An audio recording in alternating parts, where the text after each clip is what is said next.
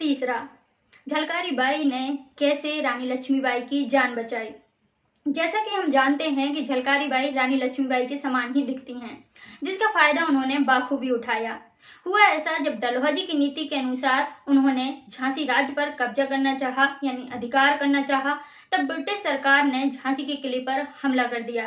तब झांसी की रानी ने और उनके सैनिकों ने उनका डट कर सामना किया, लेकिन उन्हीं में से एक सैनिक ने उनके साथ धोखा कर दिया और झांसी के द्वार खोल दिया, जिसके कारण कुछ ब्रिटिश सैनिक वहां से प्रवेश कर गए और झांसी पर कब्जा कर लिया। तब झांसी की रानी को कुछ सैनिकों सहित वहां से जाना पड़ा और ये सलाह उनके कुछ सलाहकारों ने दी थी। झांसी की रानी वहां से जाना नहीं चाहती थी, लेकिन झांसी की सुरक्षा के लिए उन्हें वहां से जाना पड़ा। तब झलकारी बाई ने उसी समय पोशाक बदली और झांसी की रानी की तरह ही वेशभूषा धारण करके और झांसी की रानी की कमान हाथ में लेकर बाहर निकल गई।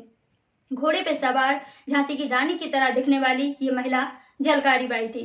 झलकारी बाई आगे आगे जा रही थी। तब जनरल रोज ने उन्हें देखा और सोचा कि ये झांसी की रानी है और उनका पीछा करने लगी, और उन्हीं के साथ कुछ ब्रिटिश सरकार के सैनिक भी उनका पीछा करने लगे। लेकिन तब तक झांसी की रानी बहुत दूर जा चुकी थी और झलकारी बाई ने तब तक उनकी जान बचा ली थी। जब जनरल रोज ने उसे पहचाना कि ये झांसी की रानी नहीं, कोई अन्य महिला है, तब उन्हीं के एक ब्रिटिश सरकार के सैनिक ने कहा, ये महिला पागल है। तब उसने कहा कि हाँ, मैं पागल हूँ, और उन्हीं में से एक ने कहा कि इसे गोली से मार देना चाहिए।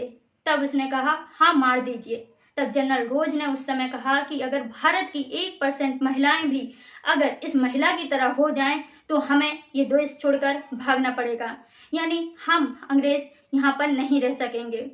और इसीलिए झलकारी बाई को उन्होंने वहीं के वहीं मार दिया, लेकिन उसके कारण ही झांसी की रानी की सुरक्षा हो पाई और आगे जाकर झांसी की रानी ने दोबारा युद्ध की पहल की थी।